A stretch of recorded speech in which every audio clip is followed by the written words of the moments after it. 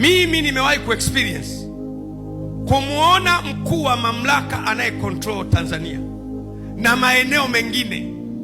Kwenye maombi kama haya Mungu alinifungua macho, nikamwona Prince. Hebu watu waseme Prince. Prince ni mkuu anayecontrol kwenye ulimwengu wa anga ama Tanzania, mataifa yote. Yeye ndiye anayelinda nchi, yeye ndiyo mkuu wa nchi kwenye ulimwengu wa roho.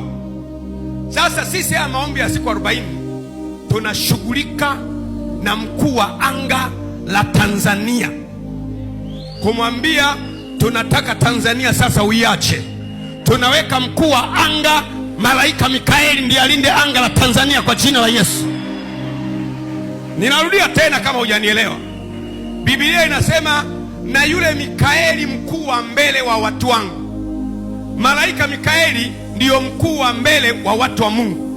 Tunataka tumng'oe yule mfalme wa giza anayemiliki kwenye ulimwengu wa roho anga la Tanzania.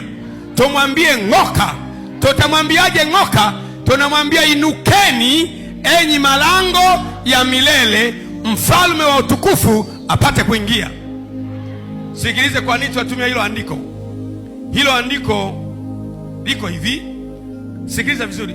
Yule mkuu wa giza anayeongoza kwenye ulimwengu wa roho, yeye ndiye anayeruhusu chochote kiingie katika nchi, iwe ni mitindo, iwe ni maendeleo, iwe ni chochote. Mkuu wa giza anayemiliki kwenye ulimwengu wa roho mpaka aruhusu. Ile mamlaka ya kiroho iliyo kwenye ulimwengu wa roho kwenye nchi ndiyo inaongoza mamlaka ya kimwili iliyo katika mwili. Whether ukubali au ulale upige kelele, that's it. Hakuna mtu, ndio maana nikakwambia sasa, hakuna mtu anaweza akashika mamlaka yote duniani bila kuwekwa na mamlaka ya rohoni. Hakuna mtu. Kwa hiyo tumeona kuna falme, mamlaka, wakuu wa giza. Falme ni yule mtawala anayemiliki nchi. Mamlaka ni wale watawala wa giza wanaomiliki kama mikoa.